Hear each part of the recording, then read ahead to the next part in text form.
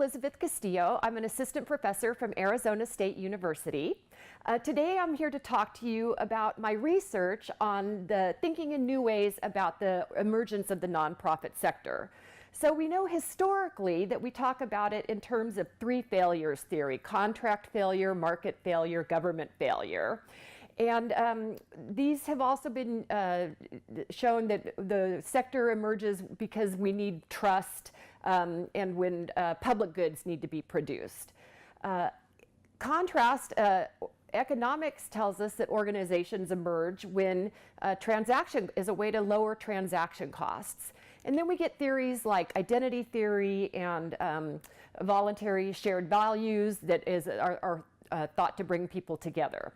So I think these are all interesting ideas, but I propose that we look at it in a different way and start thinking about nature not in terms from a human perspective, but how nature does things. And what I'm looking at is it from a thermodynamic perspective. So how does energy flow in nature? And biologists such as Harold Morowitz tell us that there's compelling evidence that shows that the flow of energy acts to actually organize that system. And so it does this through the presence of positive feedback. And when that feedback reaches a certain level, it comes to macroscopically reorganize the system. So I'm proposing that might be what's going on here with the nonprofit sector. Morowitz tells us that the ordered state creates a configurational phase transition that enhances the flow of energy by forming a channel between the environment's input and output. So the second premise that I build from is also taken from biology, and it is that nature self-organizes in ways that expand degrees of freedom. And this comes from the ecologist Howard Odum, who called this maximum empower. And he studied over decades how energy moves through trophic levels in food webs in ecology. And what he found is that nature only uses about 50% of the energy that transfers up to the next level. And he got to thinking, wow, this sure seems inefficient. What's going on here? And what he came to find is that nature is not wasting energy, it's saving energy. So some of those energies that are not transferred up to the next level are conserved in the lower level, but in ways that become energy to power the system later. So one example would be leaves falling from a tree. They're not wasted energy. They fertilize the ground through processing by microorganisms, which then become nutrient-rich soil for the tree's offspring to reproduce in later. So the third premise that I draw from is developmental systems theory, specifically Gottlieb's theory of probabilistic epigenesis. And for 30 years, he studied how do birds develop. And for a long time, it was thought, well, you have an egg, and the bird just becomes whatever the egg has programmed it to become. And what his research said is, no, that's not how it works. Actually, the birds can start with the same genetic information, but the environmental conditions really influence and make a difference in how they turn out. And at the same time, how the birds develop also affects the environment, and they shape it. So it's a mutual causation, but it's not pre-programmed or predetermined. So you have to really look at a blend of neural, genetic, behavioral, and environmental conditions. So with these three premises, I began to explore how could we relate these to the emergence of the nonprofit sector. And again, I looked at nature because I saw that organisms have three ways of interacting in exchange: parasitic, commensalistic, and mutualistic. Parasitic is when one organism feeds off another and it hurts the other organism, so like a tick on a dog.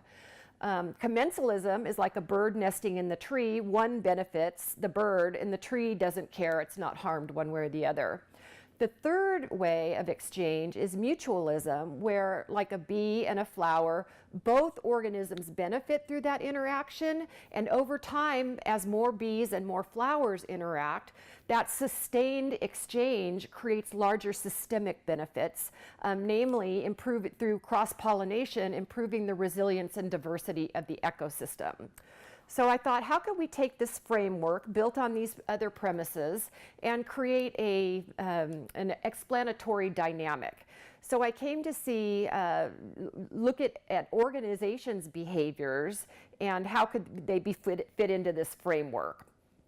So I looked at how do they process energy, and in nature that is done through the process of metabolism, and then also semiotics, so how it communicates with the environment. And the 4 functions of ecosystem are provisioning, supporting, regulating, and the provisioning, and cultural services. So how does it communicate with the environment?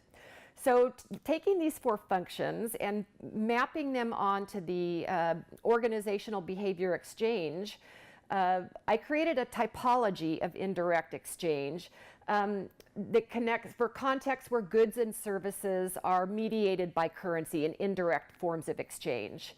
And the categories for supporting services include what kind of strategy does the organization deploy? Is it only interested in growth, or is it interested in development? And I make a distinction there. The second is, what kind of externalities does it create? Is it only creating toxic and negative externalities, or is it creating positive externalities that give benefits to the larger system as well? And then what time horizons does it consider? Is it just interested in the short term, next quarter's earnings, or is it interested in long term, 7 generations out sustainability? And then whether it seeks to either reduce or amplify diversity. Provisioning service distinctions include what is the source of its wealth creation? Is it extracting value from the environment? In organizations, we see this in rent seeking, monopolies, and in regulatory capture. Or is it truly creating value through developing new products that are of service to people to solve real problems? Also, what kind of capital investments is it making? Is it only interested in purely financial transactions, or is it looking at intangible forms of resources like social capital, intellectual capital, and human capital? And we see this in Emery and Flora's community capitals framework, for example. For regulating functions, I posit that extractive organizations use oligarchic and forms of governance and hold themselves accountable only to people that have power over them, and such as regulators or wealthy elites that could become providers of financial capital for them. Whereas mutualistic organizations hold themselves accountable to a multiplicity of stakeholders, those with and without power and formal authority over them. And for cultural functions, I look at things like, how does the organization define its purpose?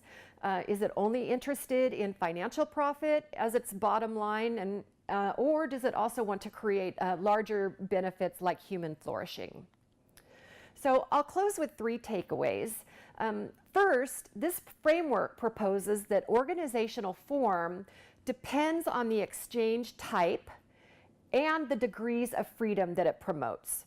And mutualistic organizations promote more resource flow and create more degrees of freedom because it creates benefits at both the individual, organizational, and societal levels.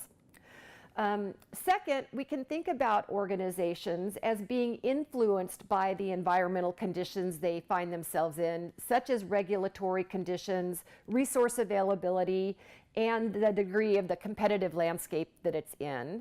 And so this can shape the different forms and hybrids that we're seeing emerge. The third conclusion and final takeaway is that this suggests that sustainability hinges on the flow and the quality of resources that are returned to the external environment. And so what can organizations do to make sure that their resource inputs are processed in such a way that it benefits the environment? Extractive organizations try to minimize resource returns, and therefore they pose a serious threat to our planet. Thank you very much. I appreciate your time.